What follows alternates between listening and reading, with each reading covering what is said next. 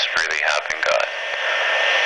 Like, just, I don't know if you remember it, but this happened.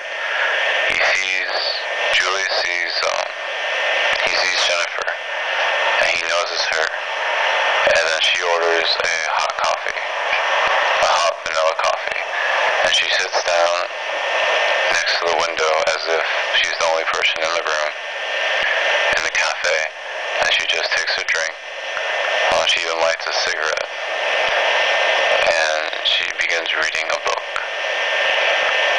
Julius doesn't know what the book is. He goes up to the barista and he orders the same drink because he has been drinking it, a vanilla latte. He enjoys the steam. And then he sits at the table right across from her just so he can look at her eye to eye. He does that. So that's the love story.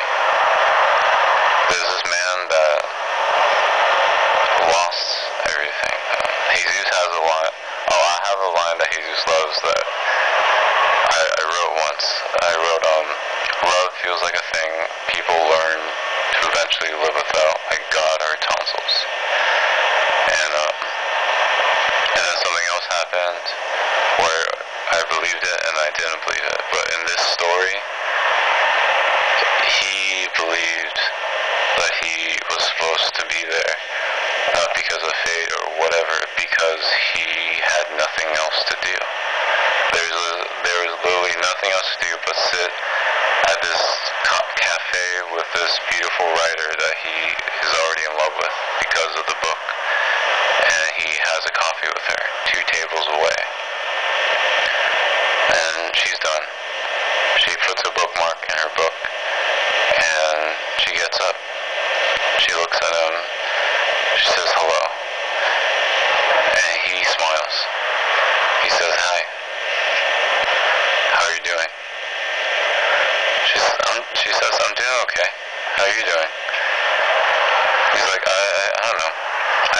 I've been better, but today is pretty better. And she laughs. She's like, today is pretty better. I'm like, today is pretty better. I wouldn't say, I don't like to speak grammatically in moments like these. And she's like, you don't? He says, of course not, we're not on the page. And then she, what does she do? Jennifer cowers a little bit. And she is curious. So she gets a little closer. She doesn't sit in the booth, but she leans over the bar stool near it. And then she's just waiting for him to say something. And then what does Julius do? He says this. He says, well, one time a girlfriend told me, like, why can't you be the person in your poetry? Why can't you be the person in your prose? Like, why can't you do it? Why can't you be fucking brave? And Julius says that, and he feels like his conscience exploded. It feels like he feels completely intangible and not necessarily enlightened, because there's not this blank thing about him. It's just he's on fire. That's calming himself down. And she looks at him and she asks him, so you're a writer?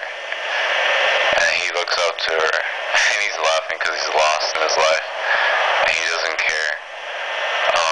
But he says, yes, I am, and you are too. And then they talk. And I think that would be the story that I would tell God. I don't know what God will say, but that's the story. Anyways, I was thinking about that on the way to Jenny's party in the car, because this is what I think about while in transit in a car. And we get to Jenny's party, and we're all just standing around. We feel bad because most of the time Jesus and myself and other guests, we just stand on the balcony, and we enjoy going over to Jenny. She's a wonderful person. But that was the night I could go. We had a discussion on vampires and werewolves, and we're not who you want to be either. I said that I would be a vampire. You said he would be a werewolf, and we talked about why. And I think some of the people around us expected this laugh or a conversation that is a joke. But with Jesus and myself, it's conversation is never a joke, even though we laugh immensely. Conversation between us feels like birthright. So we become who we were supposed to be, and we talk. I tell him, dude, vampires, for me, they're tortured, right? So they're tortured. And, but there's this thing about vampires I think writers have where you suffer. You see this perspective, and my favorite thing about vampires is that you could communicate that. Like, there's this communication aspect where you can talk to humans and at least express it and work with it and figure out what is going on in this strange world we live where literally I cannot, as a vampire, coexist. Jesus agrees, and he talks to me about the pureness of evolving into a world of the moment of pure where you're let loose of humanity, let loose of obligation, let loose of love, because you become love. He talks about that moment of pure. And I tell him I can never be pure, man. I won't be able to remember it, you know. My life works because I fail at everything. I'm supposed to. At language, at communication, but because I'm doing that, I have to reach out. What I love the most about myself and about everyone is we have to try to reach. That is the verb, to reach. We finish our drinks and we say, I say goodbye to Jenny.